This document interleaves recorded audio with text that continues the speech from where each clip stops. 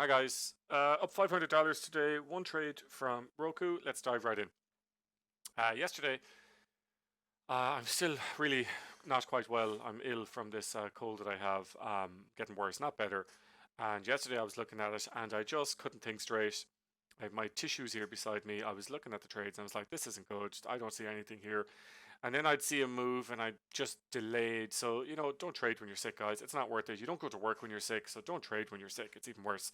And today, then, what happened was I was looking at everything here, and if you can just see this here, everything beyond was untradeable. But then Netflix did this pull down, Roku did this pull down, and Nvidia did this pull down. And I just said to myself, whichever one comes in first, I'll just go with that, right? So that was basically the premise of my trading strategy, super advanced. Whatever one throws up the first one, I'll do it. 500 shares. And of course, if I took Netflix, I would have taken half at 70 cent and let the rest ride. If I took Roku, it would be, or Nvidia or beyond, it would be pretty much all of it, full at a dollar. But took Roku here straight. So let's dive right in. Let's have a look at this here. So there's Roku, blah blah blah. Okay, and then this little pullback here, and then you see the trend meter going green here, and then there's my entry. So it was a straight short, easy as pie, all the way down, and it stopped. I got stopped out back in this red one here. So like in there somewhere, dollar. Anyways, that was it. $500. Took 12 to 80. It took 6 minutes. $500. And I was kind of saying to myself, well, I'm still here now, but I'm not really looking at anything. So I then, when that trade was over, I looked at the Netflix trade that's here. And I said to myself, I wonder, is that anything? And one of the things that I've been saying the last few days, guys, is look at the distance between this and the EMA. And look what happens when a stock goes over the EMA. It comes back to the EMA. So the gap between, I think that's a ruler, maybe price range. Is that it? Does that work? Yeah, look at that. That's 87 cent. No way.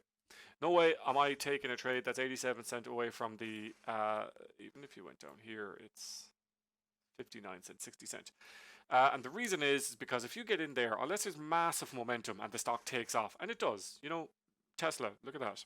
Okay, unless it takes off, you have a good chance of having to sit through that 63 cent pullback, right? So, and also you're reducing your upward potential as well, if that's a thing. So, anyways, even if you did go in here, right, there wasn't anything in it, was there? Let's go. Sorry, I'll make that large so you can see it. 67 cents. So, if you were trying to get in lower here, there would have been maybe a dollar in it. Not even. See, there you go. So, after that, I know Netflix is going to make a move. If you got out of this break even or even down a bit, you've missed this first move, but that's fine. We don't take the first one. And this is not that common anyways. It does happen, but so that's the second one there.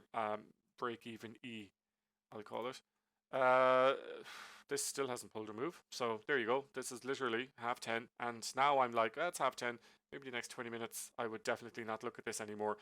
Some of you have been asking about re-entries. What's a good re-entry? And for me, like, EMA is always the re-entry. So when this comes down here, does this nice big move down, this background color here changing to dark red. Dark red means really strong downward pressure. So for me, the best thing to do is to get in here at the EMA. So not this one. So see the way it goes up, right? But there's the confirmation right in there. I mean, it is very clear. So it went up, failed to break it, and came down. Now, if you were to get in here, find that little price range thing. That was handy. What I would say is that let's say you got in, what's the high of that candle there? The high is 75. So let's say you got in 65, 63, right? Your stop loss for me would be, there's the Psar. The Psar is at 41. Give it 50. Your stop loss in there is 50 cent. Now, and I'm being generous on both sides. I'm going past the Psar and I'm going, let's say you didn't get in at the open, right? Because you're worried that that could just go straight up, okay? So if you were to get in here, 10 cent down and give it 10, maybe, what's that? 4 to 14, 10 cent over the Psar. That's a reasonable re-entry right there. So that's how I would re-enter. I don't because I don't. I'm kind of a chicken, but you could re-enter from in here and take a move. And look, Nvidia is really turning around now. It's kind of joining the higher movement range stocks that it wasn't for ages. Now I know, like I was trading when it was like $178, $180. It was really miserable to trade. It was like 30 cents, 50 cents. You had to go up to 1,000 shares, and I really don't like doing 1,000 shares. Just not there yet as a trader. But there you go. So re-entry here, you could re-enter here maybe. Watch the Psar broken here, so be careful. Re-enter up here, Psar broken. You know, that's, well, it was over the line anyway. So once it's over the line here, you see, I'd be like, no, not really. But the background is still red. So once your arrows appear, you could re-enter on your second arrow as you would a normal move. Blah, blah, blah. All right. It's quite obvious there. Well, beyond. This is the kind of chart I just will stay away from. Okay, no system in the world can really trade this for you properly, unless, I don't know. I don't know about it, of course. There's probably loads of them out there.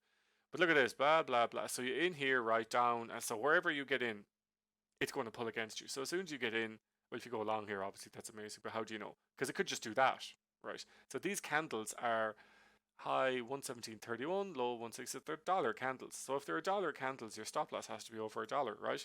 In case you get in here or up there and it goes against you. But in fairness, TrendSpotter got the move. There's the short, maybe in here because that's firing a little early, but sometimes it's working.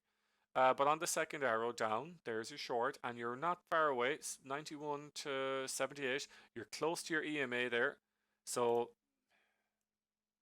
I mean, I'm giving out about Beyond being messy, but that's just chopping people out. Okay, and there was no buy signal, so there's no need to worry about it. So you have a $1.99 move there. So like, oh, you know, nothing to complain about there really. Anyways, that's pretty much it. It's early. I'm going to take my 500 and run. I'm done for the day, and I'll be back at it Monday, and we'll see what's going on.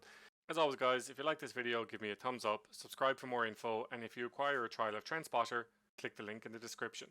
Talk to you in the next one.